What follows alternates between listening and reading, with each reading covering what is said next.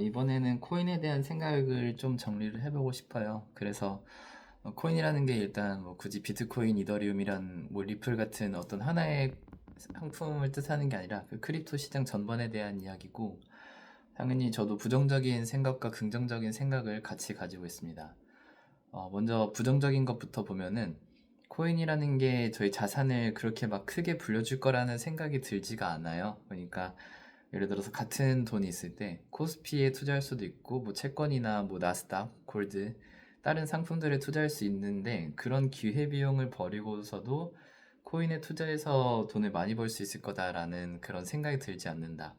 그러니까 이게 조금 더 자세하게 말하면은, 코인을 사는 게 이제 가격이 올라야지 제가 돈을 버는 거니까, 코인을 사는 게 누군가가 나보다 더 비싸게 사줄 만큼 그런 근거를 찾거나 이런 부분은 좀 해석하거나 이해하기가 어렵다. 그런 부분에서 코인을 투자 상품, 자산으로 보는 거는 조금 상당히 부정적인 생각을 들고 갖고 있고요.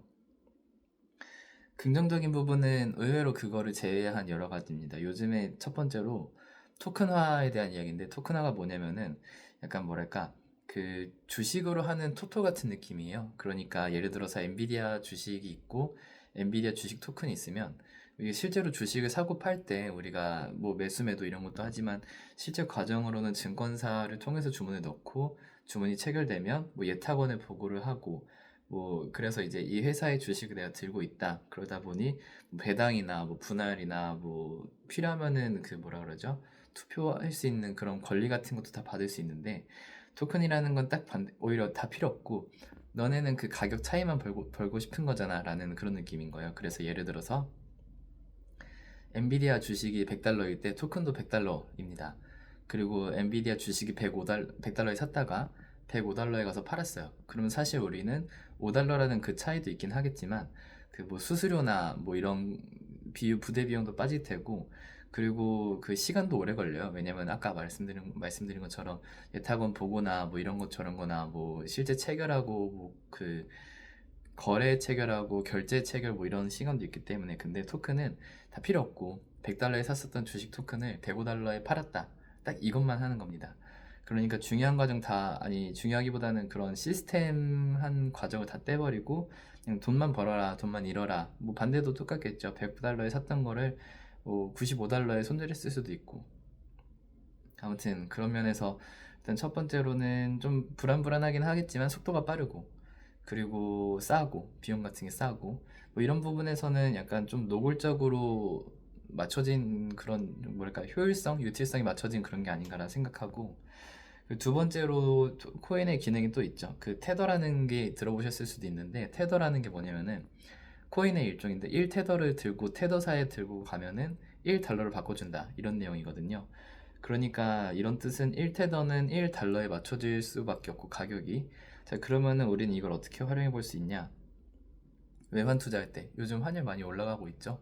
환율이 올라가는 건 사실 내가 뭐 막거나 어떻게 할 수는 없어요. 근데 이제 우리가 달러를 사면서 이렇게 좀 방어를 할 수 있겠죠. 문제는 사실 외환 시장이라는 게 우리가 장외 시장 뭐 이런 거 다 떠나가지고 첫 번째로 어려워요. 그러니까 실제 외환 달러를 살 때 무슨 뭐 거래를 체결하거나, 뭐 사실 뭐 외환 통장을 만들거나, 사실 가장 간단한 방법은 왜 달러 ETF를 사는 방법인데, 달러 ETF를 사면은 어때요? 주말 동안 뭐 환율이 뭐 급락하거나 급등하는 것에서 방어하지 못하죠.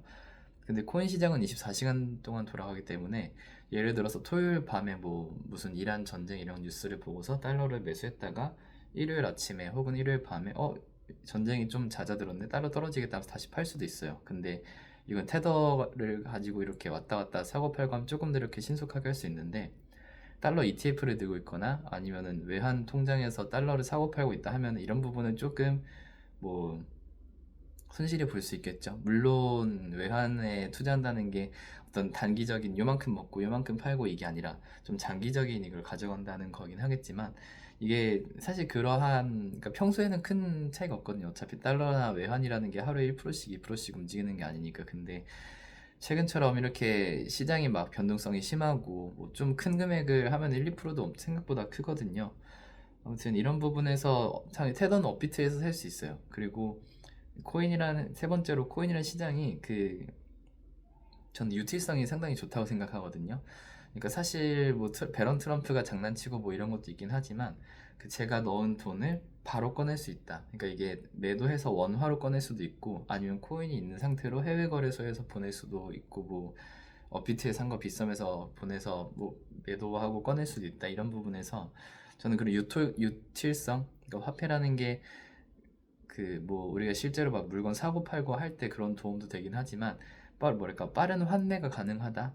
이런 부분에서 저는 코인을 좀 그렇게 긍정적으로 보고 있거든요. 그래서 결론적으로 요약을 하면은 코인 그 자체를 어떠한 시장에 투자한다, 돈을 벌기 위해서 투자한다라기보다는 이거를 활용하는 수단으로 쓰는 게 괜찮다 이런 생각.